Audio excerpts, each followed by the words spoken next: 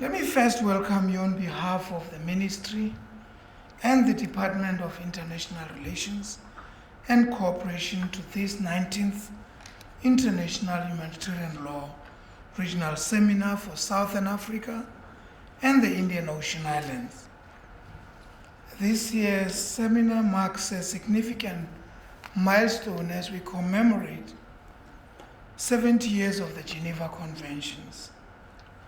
It provides us, therefore, with an opportunity to review the status of international humanitarian law, implementation at national level, which is where the impact is felt by those who are victims and survivors of armed conflict. It was indeed enlightening from personal experiences, which really makes us to think very deeply that indeed we can also add value to this whole process by physically experiencing it. I would like to thank the international community of the Red Cross once again for partnering with us in hosting this seminar. The partnership is very important to us as a country which came out of oppression and armed struggle, and this experience has been very instrumental in informing our country's aspiration for a peaceful, just, and equitable region and better world for all. We strive to accomplish this vision by continuously pursuing the country's foreign policy objectives through engagement at bilateral, regional, and international levels, and also by using mechanisms such as this event, as well as advancing the importance of multilateralism. It is in this regard that South Africa has for the past 18 years been working together with the ICRC as the custodian of the Geneva Conventions to promote and strengthen the implementation of international humanitarian law for the protection of civilians and non-participants to armed conflicts.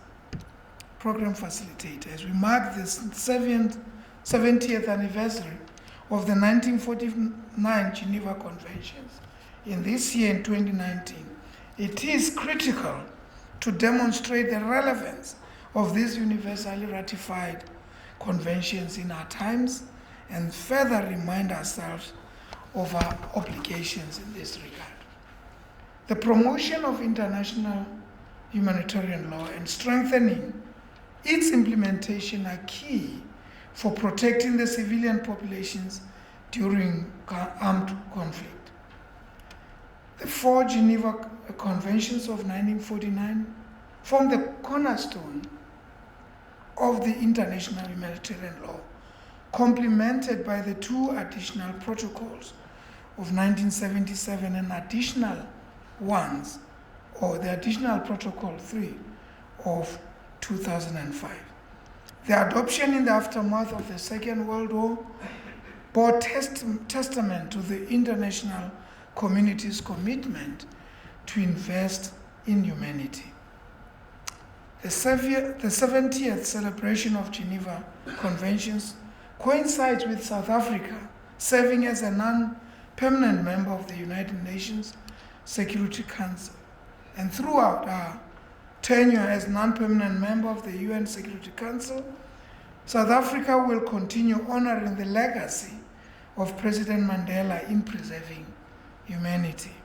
South Africa will always advocate for the respect of a rules-based international system and the protection of civilian populations, including those in vulnerable situations such as mainly women and children. And accordingly, next week in the UN Security Council, we'll be having as our theme the Women and Peace Security, which is a flagship of our presidency of the Council this month, as well as our full tenure in the whole 2 years. Colleagues, let me commend the international community of the Red Cross in its noble work and efforts in situations of armed conflicts in order to protect the most vulnerable people who find themselves in the middle of such conflicts. South Africa highly appreciates the role you play, which also informed our decision. Yes, it's really deserving a praise, because what would have happened in the absence of this very important and monumental task of not shying away, but moving with times to ensure that things happen. So our agreement for the hosting of this high-level event, issue, coupled with the high-level, whereby the decision to agree to the high-level co-hosting of the site event on the margins of Unga on 23 September to mark this 70th anniversary of Geneva Conventions, with that wonderful theme, which when I was seeing from here at home on TV, I was really proud of. And when I was called in to come here, it just made me to move from where I was to say, to give effect to it. Let me also participate. This theme, the theme that was investing in humanity through multilateralism. This is very telling and very, very appropriate. That event demonstrated the importance of a strengthened global system of governance with the United Nations at its center, a multilateral system which is also responsive to the interests of especially the global south. It is worthwhile to note that as we are celebrating the 70th anniversary of the Geneva Conventions this year, we will also mark in the 20th anniversary of the adoption of Resolution 1265, which deals with the protection of civilians in situations of armed conflict. This resolution further emphasizes the need for combatants in an armed conflict to ensure safety and unhindered access of humanitarian personnel to civilians, including refugees and internally displaced persons, and the protection of humanitarian assistance to them. These are principles which are often neglected in the conduct of war. South Africa is currently, as I said, serving as the President of the Security Council this month, and as such we have used our leadership role to continue advocating for the building and maintenance of peace, security, and stability. Our country continues to defend the belief that peace and stability are indeed preconditions of development. There can be no development without peace and security. So this is a very important what I can interplay that we can never avoid. We can think of any good things to happen, but with no peace and stability, there can never be any even hint of development. Therefore, we need to ensure that if we don't invest in peace and stability and what it takes, we are forfeiting our right to be good global citizens. And the absence of these can further exacerbate humanitarian crisis, resulting in non-compliance with international humanitarian law.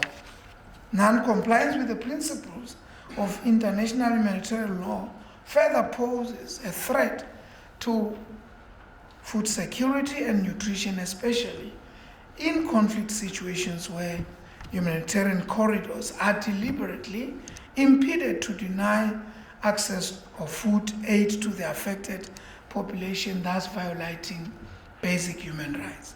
Let me also highlight that this year marks the 10th anniversary of the AU Convention on the Protection and Assistance of Internally Displaced Persons in Africa, what is commonly known as the Kampala Convention. With the number of displaced persons having increased over the years, it is a challenge to all of us to ponder and agree on ways of finding lasting solutions to peace so that people do not have to leave their homes due to displacement. I was just taking note of the findings of the UN about the effect of displacement by any means and how it affects irregular migration. And we as a country have been found wanting because some, and not all, who may have been here due to displacement, always are at the receiving end. When those who do not understand that as part of humanity, there can be no way in which we can see others in different eyes, which is as a result of lack of depth and understanding of certain obligations that are just not placed against countries, but against humanity, that we should understand that we have collective responsibility over all, and most particularly the displaced and those who are displaced, especially by war. It is my belief that this well-established seminar is an indispensable mechanism regionally to review the status of international humanitarian law implementation at subnational, national, and international level, sharing best practices among one another. This kind of platform is necessary to foster regional coordination and cooperation, and for creating an enabling environment for the implementation of international and regional standards. Indeed, the comparative advantages of the regional platforms enhance capacity building by sharing experiences, lessons learned, and integrating peer-to-peer support. This seminar is testament to the important role of regional mechanisms and processes in pursuing aspects of regional interest. In the next one, the 20th one, we should ensure that, most importantly, civil society is invited in their numbers, because they are living within and among communities, and in which case they can import this understanding and share it with ordinary people, and thus eliminate these undesirable effects of intolerance even to those who are the victims of displacement.